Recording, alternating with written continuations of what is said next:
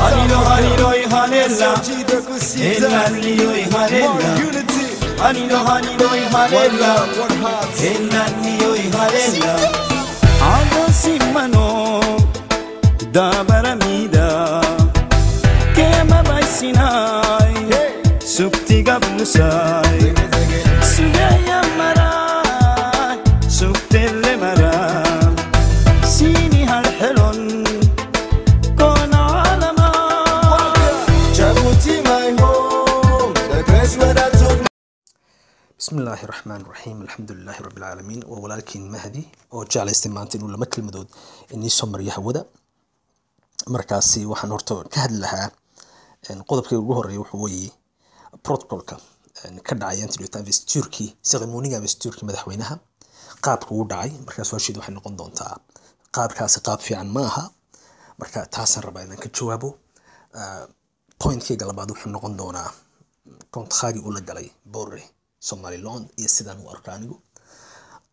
teeda saddexaad marka pointka saddexaad wuxuu noqon doonaa midnimada oo rabo inaan bal in yar midnimada laba kalmadood ka yiraahdo midnimada in reer Djibouti iyo wanaaggeedu wuxuu yahay taasi baan ku dhameyn doonaa hadii la xidhaa marka protocol. Let me first give you a small definitions. I know you all know what protocol is laakiin se waxaan jecelahay horta intaan su'aashida ka jawaabin inaan just a little short madaragtan definition rinisiyo what protocol is. Protocol is commonly described as a set of international courtesy rules. In international politics, protocol is the etiquette of diplomacy and affairs of a state. Protocols specify the proper and generally accepted behavior in matters of a state and diplomacy, such as showing appropriate respect to a head of state, ranking diplomats in chronological order of their accreditations. Marka, that is the main definition. Marka, definition wuxuu noo sheegay in accreditation muhiim u yahay protocolka in lagu define gareeyo. Alright? Marka, qofku title buu leeyahay, meel buu ka yimiday, magac buu leeyahay. Marka, he represents someone. Accreditation kiisas markaas ayaa aniga ii sheegaysa protocolkan kula dhaqmayo. That is one point. Marka, les états non reconnus internationalement intay u kala baxaan waxay tahay waxaa jira des états reconnus par aucun autre état, des états reconnus uniquement par des états non membres de l'ONU, des états non membres de l'ONU reconnus par au moins un membre de l'ONU. saddexda qodob saddexda état markaas waa non reconnu. état ugu horeeya ay markaas soo hoos gasho la Somaliland waa état reconnu par aucun autre état. waxa weeye state ama dal ama dad aan ictiraaf helin aan ka helin ictiraaf dal kale state kale aucun no one no other state ka helin madaragta ictiraaf. markaan Google gareeyay there's only one or two madaragta states soo hoos gala madaragta categories waxa weeye la Somaliland iyo Islamic State kan madaragtay ka dagaaltamayo Syria iyo Iraq oo iyaguna recognitions aan ka helin any other state. Marka sidaas ay u kala baxaan itaayadu marka inta saddexda qodob saddexda category-na iyaguna waxay si kala leeyihiin qaab loo soo dhaweeyo oo way kala accreditations qurux badan yihiin way isdhaamayaan markaas taas waa mid. Marka waa inaan kala saarno hadaba protocolka ah marka inagu dhexdeena soo dhaweynayno ee Soomaalinimo aan isku soo dhaweynayno Soomaali madaxweynaha Soomaaliya madaxweynaha Somaliland madaxweynaha Puntland marka la soo dhaweynayo waa walaalihiin Soomaaliyeed oo si midaata loo soo dhaweyno way hore u dhacday oo tapiyo rouge aan u dhignay tapiyo rouge ayaan ku soo dhaweynay oo hore u dhacday laakiin waa inay fahmaan walaalihiin Soomaaliyeed marka aan ka hadlayno international protocol there's a big difference brothers waa aad bay u differ garanayaan labadaasi. kani marka ayaanta dhaweyta dhacay wuxuu ahaa was part of an international protocol waayo meesha waxa marayay madaxweyno ka yimiday Afrikada kale. marka foreign policy Djibouti ay muhiim u tahay iyaguna markaasi sidii la rabay ay u dhaqmaan protocolkii laga rabay inay sameeyaan iyaga xalkoodana muhiim bay u tahay kuwa kale la soo dhaweynayna muhiim bay u tahay marka inaan labada dhinacba iska istaagno weeye anoo iska istaagay marka dhinaca Ismaaciil ma qurux badan tahay aniga maanta Ismaaciil ah in aan garab fadhiisiyo madaxweynayaasha marka iyagu intaas oo dhan madaxweyne soo ahaa ictiraaf haystay oo adduunyaduna ay garanayso sida Suudaan iyo Burundi iyo madaxda waaweyn in la garab fadhiisiyo an état reconnu par aucun autre état état isagu marka état kale aan ka helin ictiraaf inaan garab fadhiisiyo ani oo marka anoo iska dhigay Ismaaciil ma ii qurux badan tahay waa maya marka international protocol kaydii man marka dhinac kaga dhacay ay ka dhigan tahay marka ma habooneed haddaba sidii loo soo dhaweeyay way habooneed sidii loo baahnaana waa loo soo dhaweeyay waayo international protocol buha oo iyagana si isa loo fariisiyay oo loo xushmeeyay madaxdii Afrika ee maada miisaanka laana si isa ay iyaguna u fariisan ku jiro madaxa Ismaaciil Umar Geele marka halkaas anigu waxaan leeyahay pointkaasi ma ka hadlaya si qurux badan buu u mideeyay Ismaaciil protocolkiisana si qurux badan buu soo baxay marka chapeau baan leeyahay sida uu soo dhaweeyay taas waa mid anoo ka hadlaya marka qodobkayga labaad Boore iyo contract uu la galay Boore contract uu la galay Somaliland laakiin se contract uu la galay muxuu ku yimiday inaan isweydiino weeye wuxuu ku yimiday in colaadii ka dhaxaysay iyo dhibtii iyo wixii uu rabo inuu ku argoosi ayuu ku yimiday oo u jeclaaday isiri warniyahow halkeen magacaadu markaas sidee baad ninkan u yiriyataa saasay ku timid horta iyo dee lacag markaasna uu kala haa waayo lacagtana waa la jecel yahay Boorna lacag jecel yahay marka taasna halkaasay ka timid labada marka 2 points kaas ayaa horta keenay inuu contract la galo laakiin se maxaan anu marka aaminsanahay ayaa meesha taala anu waxaan aaminsanahay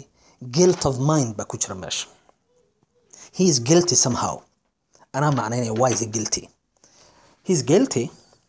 why waxa jirta and there's a proverb which says guilt doesn't stop you from doing something it just stops you from enjoying it inaad enjoy garaysid marka maskaxdaada ku jirto a guilt mind when you have a guilty of mind ma enjoy garaynaysid waxaad samaynaysid at your fullest you won't gonna enjoy that waayo waxaad aaminsan tahay wax kale aad aaminsan tahay waxaas leedahay xumaan iyo waxaas ku jira ayaad ka fikiraysaa marka you not enjoying it taaba horta halkaa taala marka ma enjoy garaynaya waa maya laakiin se waxa weeye anaga Djibouti ahaan contractgaasi dhacay wax ma noo yeelayaa waa no political economy-ga wuxuu ka dhimayay ma jirto waayo anagu waxaan nahay dal horumar u gaari oo horena u socda intaas oo dalna la shuraako markaas wax aliya wax inaga qaadayso ma jirto contract ama poriol laga dhisay Somaliland ama halkan kale wax aliya wax inoo biirnayso ama inaga dhimayso ma jirto laakiin soo ku faraxsanahay there's no problem you know people can think about themselves marka aadi weeye inay waxa is madaragtay laakiin se anigu waxa ka hadlayan waa Boore kama hadlayo contract madaragtay Somaliland kama hadlayo laakiin se Boore maskaxdiisu sida uu fikriyo baan jeclaystay inaan ka hadlo marka Boore waa ninkaas weeye waxaad ogaatiin Boore lacagta ugu badan wuxuu ka helay Djibouti lacagta ugu badan Djibouti ka helay magaca maanta uu ku daaqayo adduun weynaha Djibouti buu ka helay shicibun buu markii hore laakiin se waa la soo saaray dawladda soo saartay magac buu yeeshay alxamdulillah maanta ninka magac la weeyay marka isaga waxa laga rabay haduu wadaninimo iyo madaragta dadnimo ay ku jirto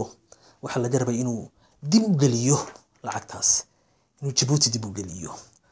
inuu madaragtay markaas wadaninimadu markaas qiimo yeelan lahayd aniga oo markaa Mahdiyana qiimo gaar u yeelan lahaa dadka reer Djibouti qiimo gaar u yeelan lahaa laakiin se maanta nin argosanayo difaacaya oo meel kasta ay la galayso meel kasta ay la gali karayso xitaa inuu dhaawaco foreign policy-ga Djibouti ama political economy-ga Djibouti meel kasta ay la galaysaa marka waa laga qurux badan yahay wadanimadu saas maaha waa in كفكرتي waxa soo socda isaga intaas oo lahaa intaas aan ku dhaafay ku sii dheeraan maayo boore qodobka ugu dambeeya waxaan ka hadlayaa midnimada weeye midnimadu markaasi aan ka hadlayo waxa weeyaan wadogtiin siyaasaddu way isbedelaysaa dhowr iyo 10 af bay yeelanaysaa ilaa iyo 5 sano ugu dambeysay aad iyo aad isku bedelaysaa siyaasadda East Africa marka inaan la jaan qaadno not only in a government kula jaan qaadaan siyaasaddan madarkiisa bedelaysa laakiin se inaan inaga qudeyno aan midnimadeena iyo dadnimadeena inaan muujino on madarkiisa garab taagno dawladdeena on madaragtay wixii opinions iyo ideas project aan leenahay inaan u gudbino oon dalkeena horumarino taasi waxa ku jirta dadnimadeena ku jirta qarannimadeena ku jirta marka waan ogahay dadku isku bilaadanka isku maaha isku dabci maaha isku opinion maaha nin kasta wax buu ka fikirayaa laakiin when it comes to qarannimo qofku inuu istaago weeye waa nin kasta meel buu ku dhashay maanta Djibouti baan ku dhashay Djibouti baanan madaragtay inaan wax u barto oo dib ugu noqdo oo wixii aan u qaban karay aan u qabto taasi waa wax aniga dul saaran aan jecelahay inaan qabto qof kasta oo dal u dhashay mas'uuliyad baa ka saaran isa dalkaas waan ogahay in la kala parties aan leenahay different parties waan ogahay intii electionkii ugu dambeeyay ragii ka qaybgalay rag wada culus bay haayeen mucaaradku waxay haayeen rag wada culus oo raggeedii ah oo nin kasta wax u soo qabtay Djibouti oo qiimo gaar lahaa waxa looga baahan yahay raggaasi in maanta hadii electionkii dhamaaday khalaas uu dhamaaday wixii dhacay way dhaceen qadarkii baa mid ilaahay baa sii hadan Ismaaciil waxa la niga baahan yahay wixii fikirka marka aad lahaydeen ama projected hayseen inaad la qaybsataan inaad noo salmoon la qaybsataan shicibka ma government ka usii oo isku eegtaan inaad bal changement ama change kana doonayseen inuu hirgalo waayo afkaar badan oo isku tagtay wax ka qurux badan ma jirto meer jeclaysanayo anigoo mahdi ahaan in aan arko Facebook ay iyo ishu xumo iyo oo la caayayo madaxdii Djibouti oo sidii doona loo caayayo oo waa fadeexad waaweey waa ceeb weey caadifadu inay halka in la gasho waa laga qurux badan yahay caadifadu inay intaas la gaadhana waa laga qurux badan waayo marka madaxda xoog caysid ilaa iyo qoyskiisa ilaa ay cid ka sada caysid ogow qarannimadaadina waxbaad ka dhintay dawladnimadaadii iyo dadnimadaadina hoos baad u dhigtay waayo adigu avant tout Djibouti baa tahay ninka kale Djibouti ma ku arkaya kuma arkayo qabiil isa Djibouti baa ku arkaya ninkaas marka inaad iska ilaalisid ayda iyo fadeexada foosh xun leh wano intiino dhanbo inoo fiican tahay wixii aan hayno fikir conference jira la qabto société civile ka la tashan karaysa waad gudbin karaysin recommendation yidina waxaad gudbin karaysaan ma daragtayeen dawladda hadaa doontiin dawladda la kulmi karaysaan wad leedihiin ma daragtayeen awoodda la fariisanaysaan oo wixii ma daragtay projet ama idée aad haysiin in aad si toos u la qaybsataan in kulba video aan la soo fariisano halka on fadeexad iyo ay ama Facebook gaana aan wax ka sheegno wallahi maanta siyaasadeena uma qurux badna maanta waqtigii gacmaha la isqabsan lahaa ayaan joognaa je pense que le temps est venu de promouvoir le nationalisme à Djibouti ou du moins contribuer à prôner l'unité de la communauté nationale en fonction de nos différences ethniques inaan isku keenno dadka waqtigaasan joognaa waxaan rajaynayaa insha Allah siyaasadeenu inay qurux badnaanayso in gacmaha isqabsan doono inaan ka wada shaqayn doono wanaaga iyo quruxda insha Allah maca salaama Hanilo hanella Ennanio hanella Hanilo hanella Ennanio hanella Agasimano Dabaramida Kema baisinai Sukti gabnusai Sugaya marai Suktelle marai